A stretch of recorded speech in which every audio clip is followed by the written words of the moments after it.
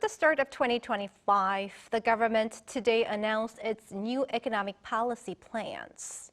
A key focus is on stabilizing the economy amid both external and internal uncertainties. Our economics correspondent Lee Soo-jin joins us here. Soo-jin, what does the government think the economy will look like this year?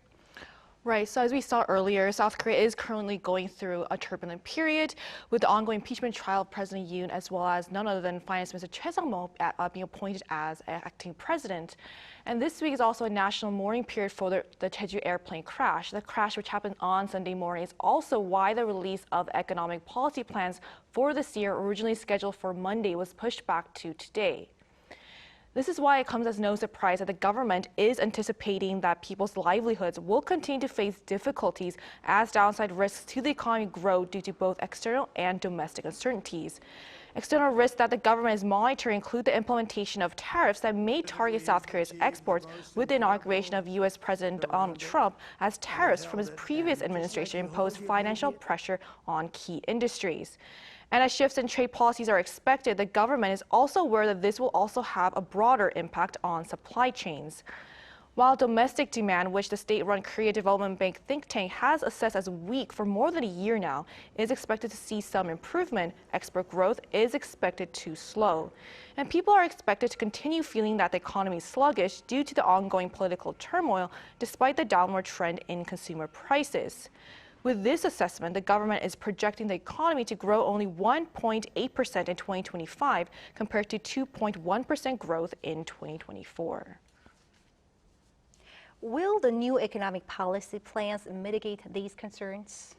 So just like you mentioned earlier, the overarching theme for this year's economic policy plans is to ensure that the economy remains stable despite the external and internal factors. So the policies are focused on four key areas: revitalizing people's livelihoods, managing external credibility, responding to trade uncertainties, and strengthening industrial competitiveness. Here's what Acting President and Finance Minister Choi Sang-mo had to say earlier today. The growth rate is expected to decline to around 1.8%, exacerbating challenges for livelihoods and raising concerns about external creditworthiness. As such, the government has drafted the 2025 economic policy plan with the goal of stabilizing the economy. To improve livelihoods, the government will allocate 70% of 85 trillion won, or nearly $60 billion and the largest ever, to be allocated in the first half of the year to fund various projects that include helping young adults who are seeking employment, lowering grocery prices, and supporting small business owners. Nearly $8 billion will be spent on lowering livelihood costs by providing discounts for agricultural and livestock products and energy vouchers. The government is also focusing on maintaining external credibility by providing more than $130 million in cash subsidies in the first half of the year to encourage foreign investment.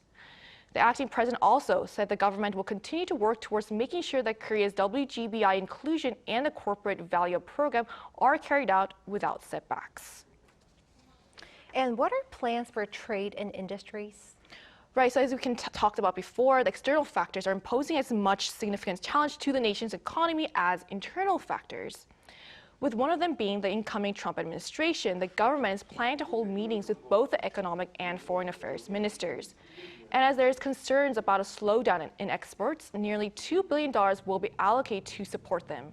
Corporate tax and value-added tax benefits will also be provided for export-oriented SMEs.